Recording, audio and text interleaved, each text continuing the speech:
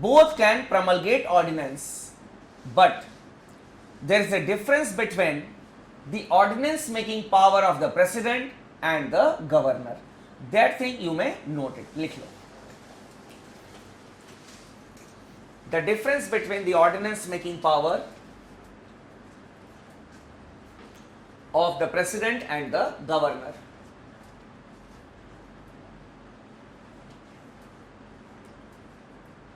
First,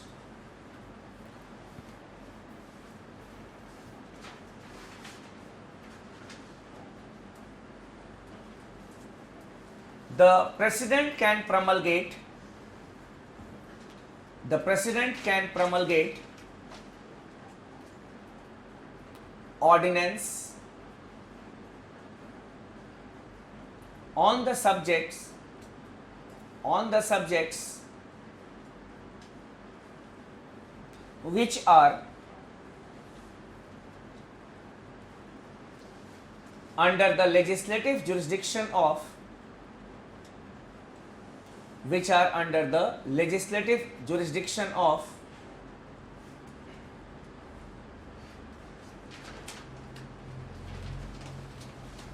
the parliament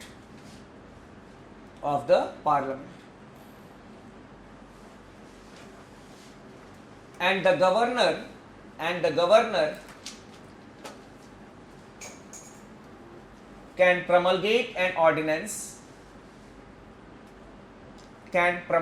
an ordinance on the subjects which are under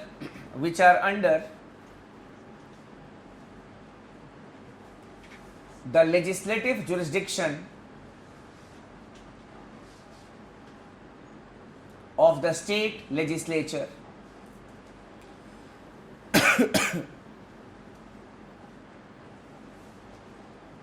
ये तो anyone even by common sense can say that the president can promulgate ordinance on what subjects and the governor can promulgate ordinance on what subjects. But the technical aspect involved here is something different. In the next paragraph you can write, the governor cannot promulgate an ordinance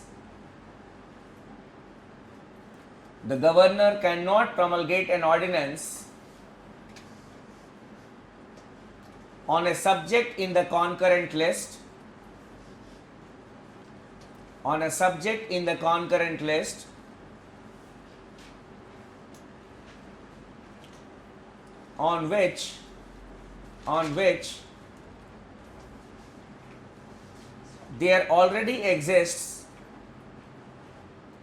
on which there already exists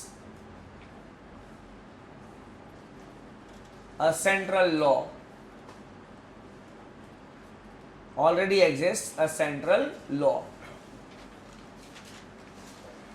So if the central government has made a law on a subject in the concurrent list, on that particular subject, ordinance cannot be promulgated by the governor. Otherwise, it will be a clash between the central law and the state law. Secondly, the governor cannot promulgate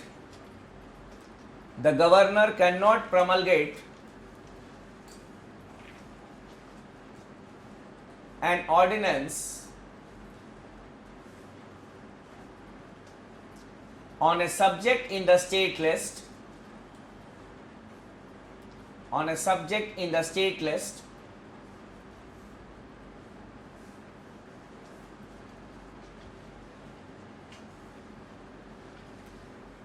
if a bill related to it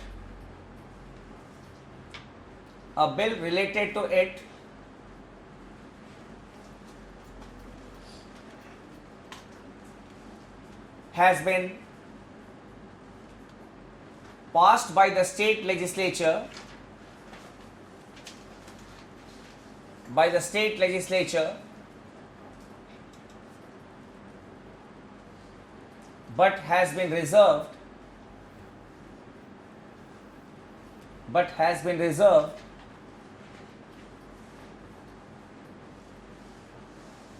by the governor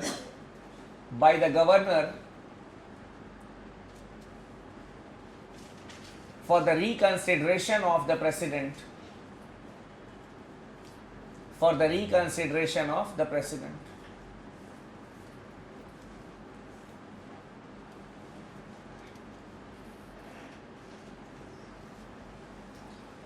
Now I'll explain the last point that we have written here.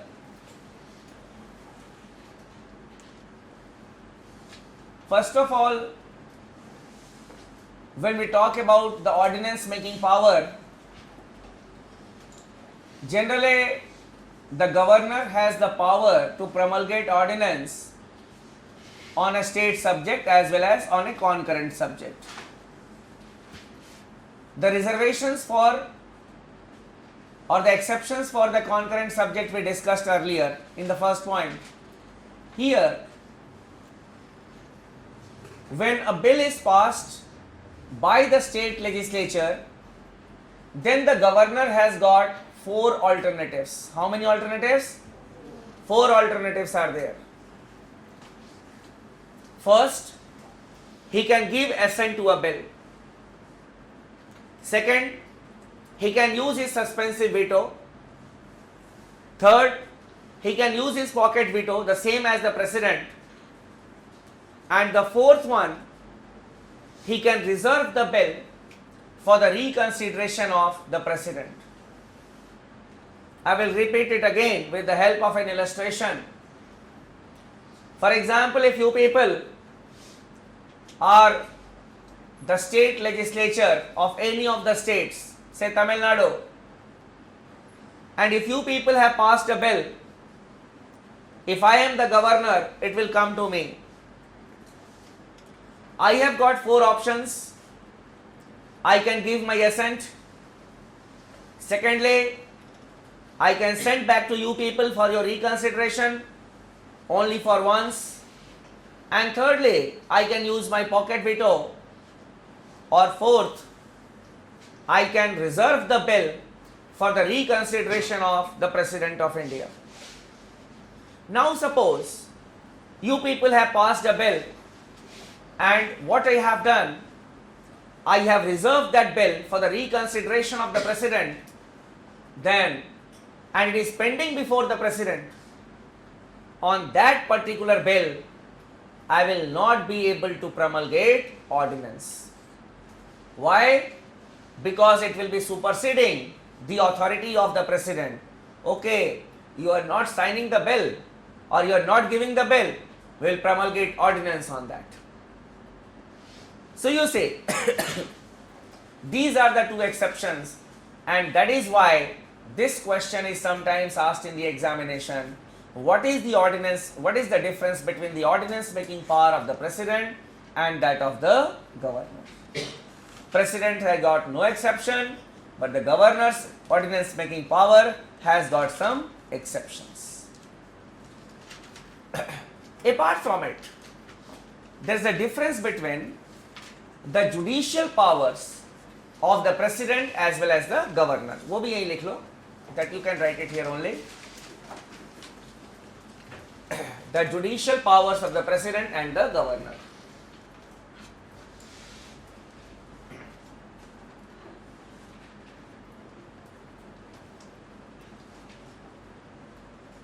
The governor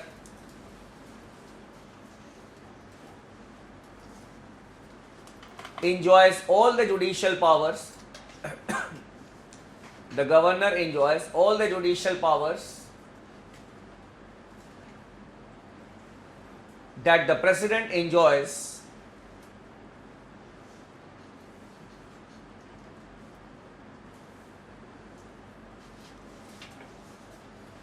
except that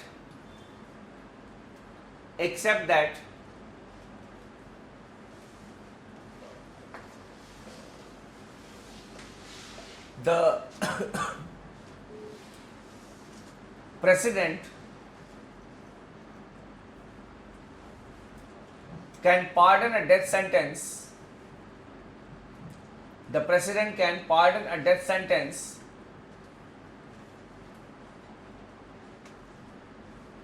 whereas the Governor cannot pardon a death sentence. The Governor cannot pardon a death sentence.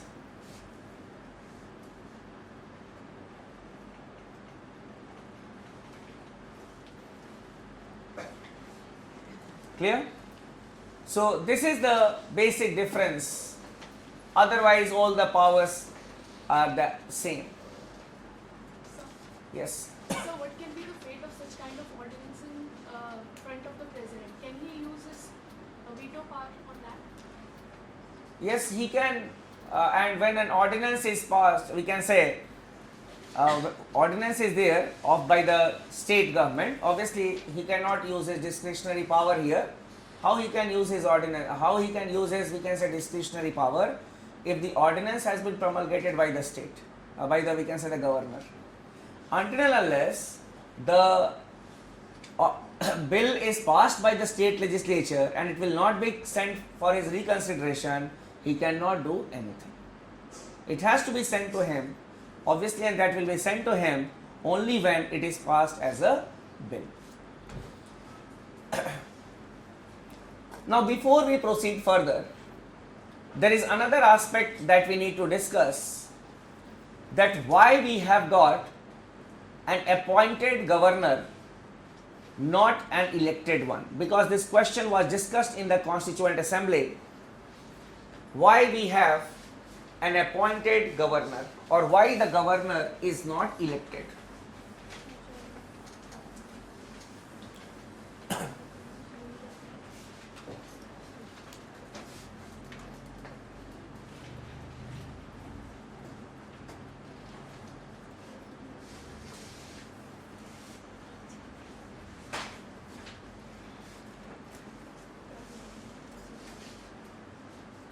I would have discussed it earlier, but I missed the sequence. Why not an elected governor?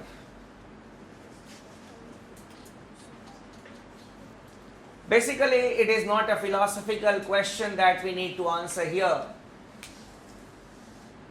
We have to base our understanding on the Constituent Assembly debates. In the Constituent Assembly, this aspect was discussed, that whether we should have an elected governor or not.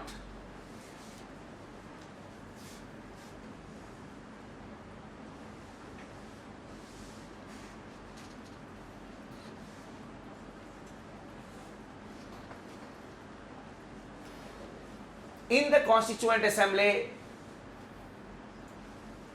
three views were discussed.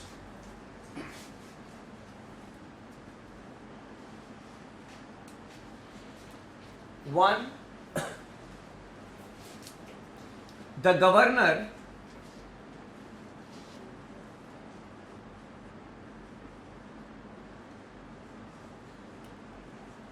to be directly elected by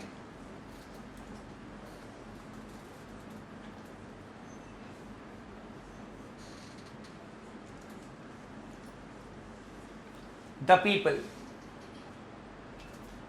The governor to be directly elected by the people of the state.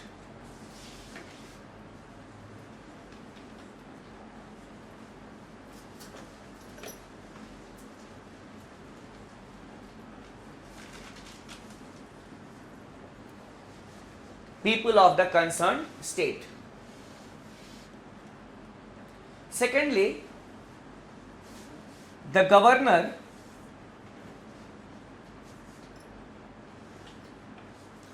to be elected by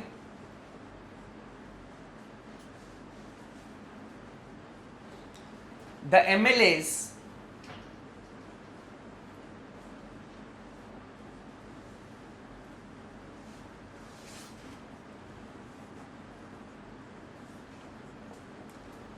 of the concerned state.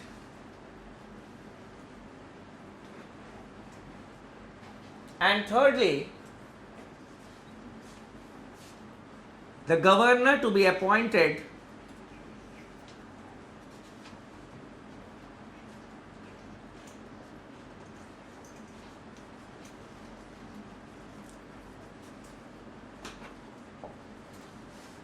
by the president.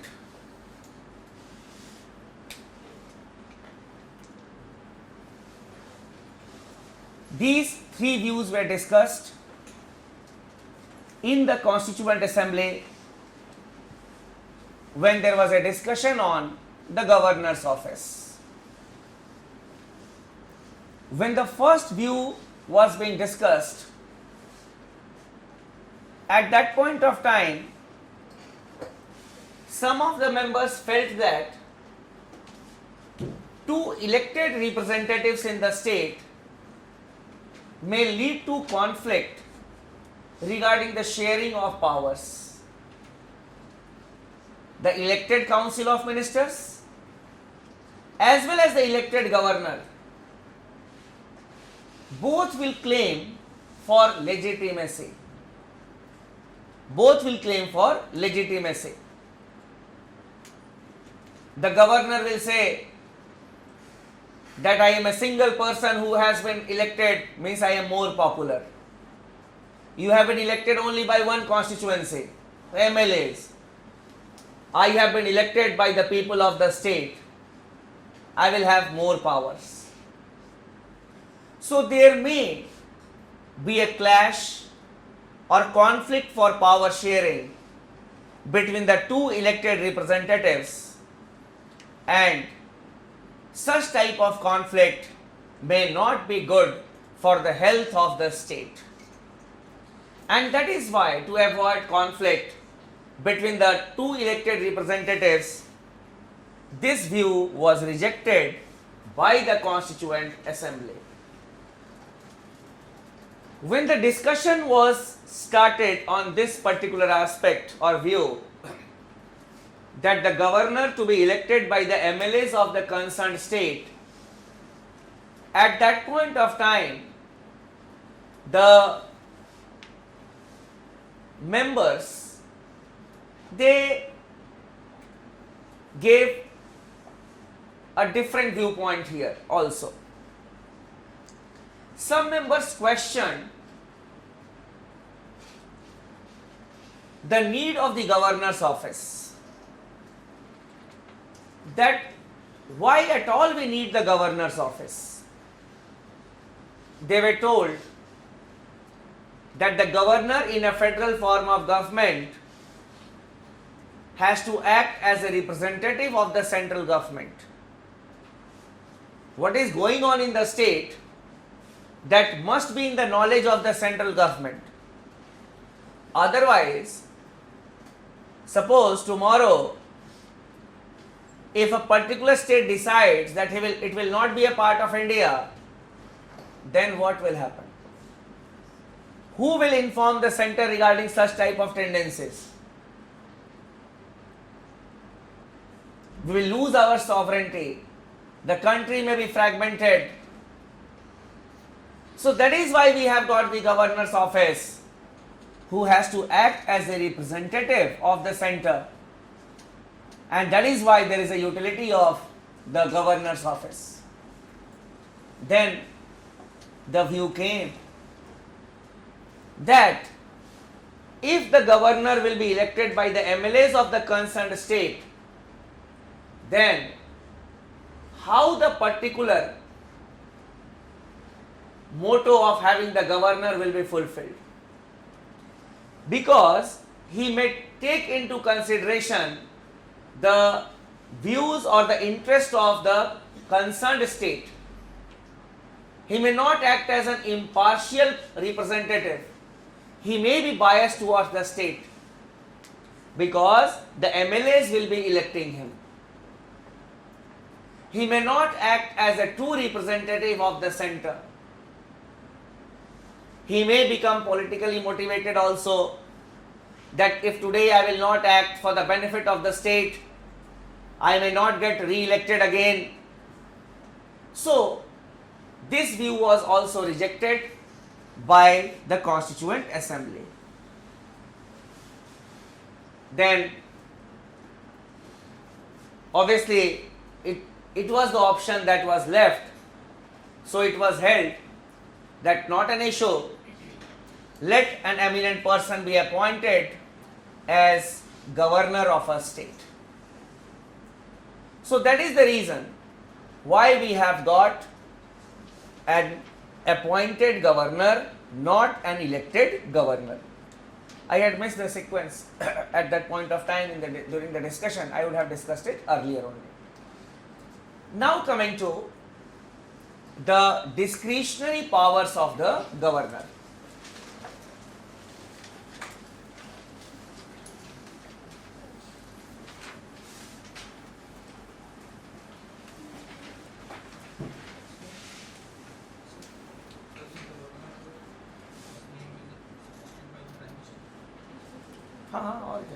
Everything that the president does, it is on the advice of the Council of Ministers.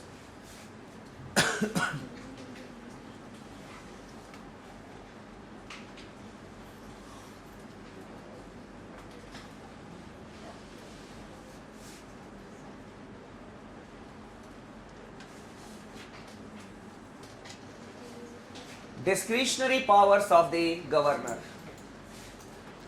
The powers that the governor can use without the aid and advice of the Council of Ministers.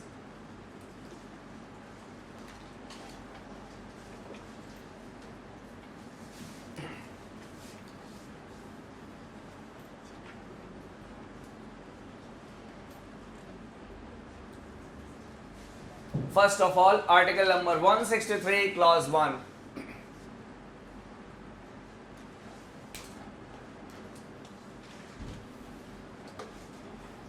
Holds that or states that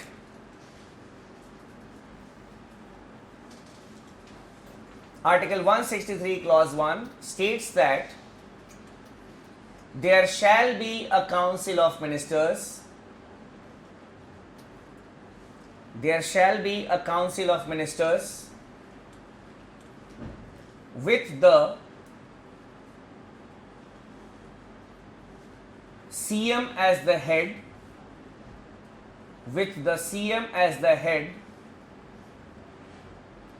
to aid and advise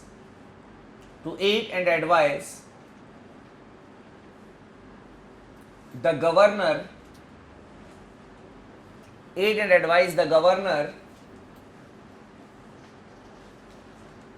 who shall act on such an advice,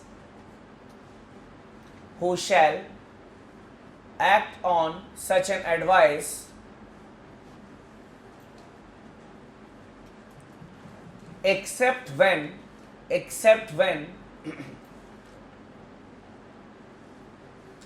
the governor sorry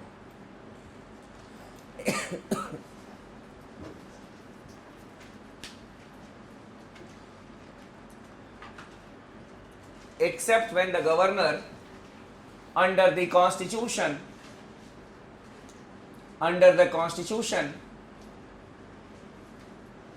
can act in his discretion.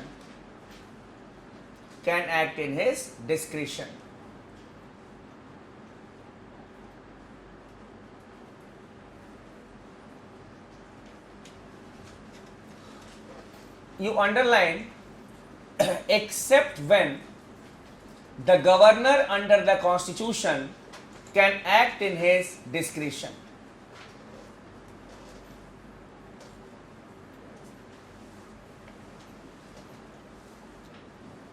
You see, what people do, they generally compare Article 74 of the Constitution with Article 163 Clause 1.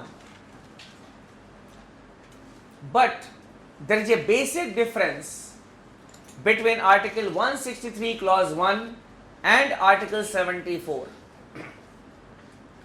Article 74 says there shall be a council of ministers with the PM as the head to aid and advise the president, who shall act on such an advice. That's all.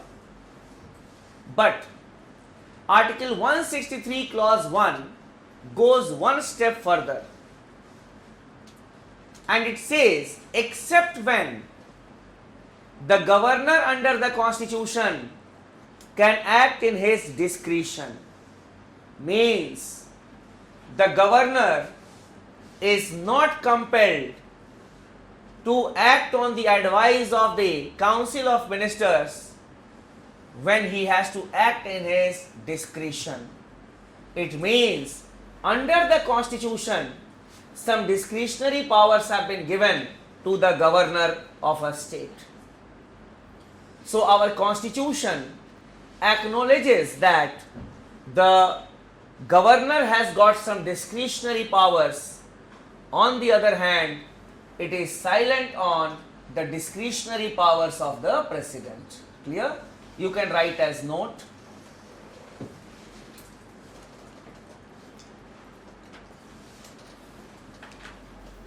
Article 163 clause 1 is generally compared with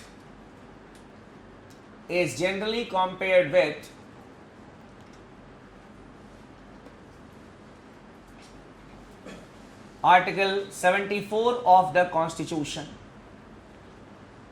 Article 74 of the Constitution.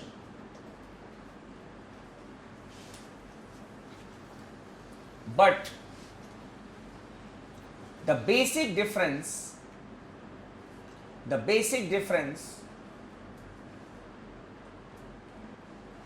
between the two articles is that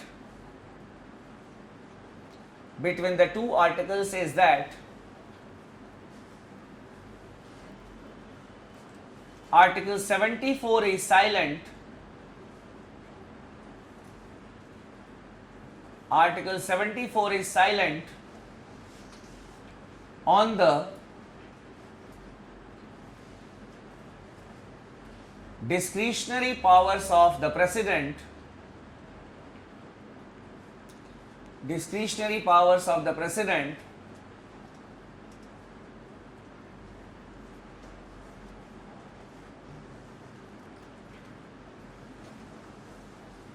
but Article 163 clause 1 recognizes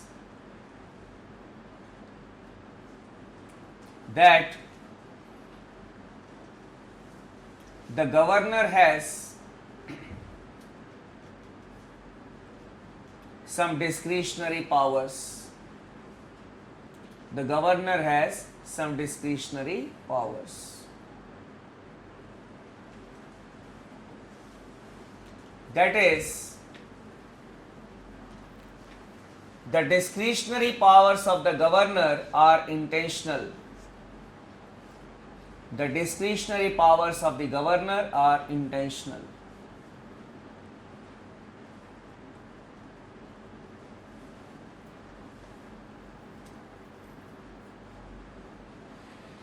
So the governor is not bound to act on the advice of the Council of Ministers, where he has to act in his discretion under the provisions given in the Constitution. If some of you may not have understood it, then there is another article which will give more clarity to you.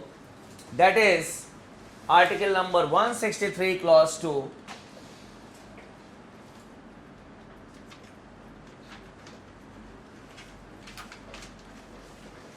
Article number 163 clause 2 holds that Article 163 clause 2 holds that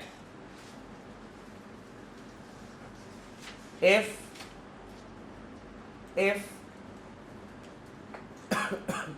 the governor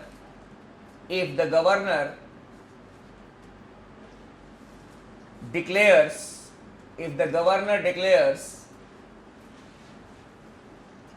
any of his decisions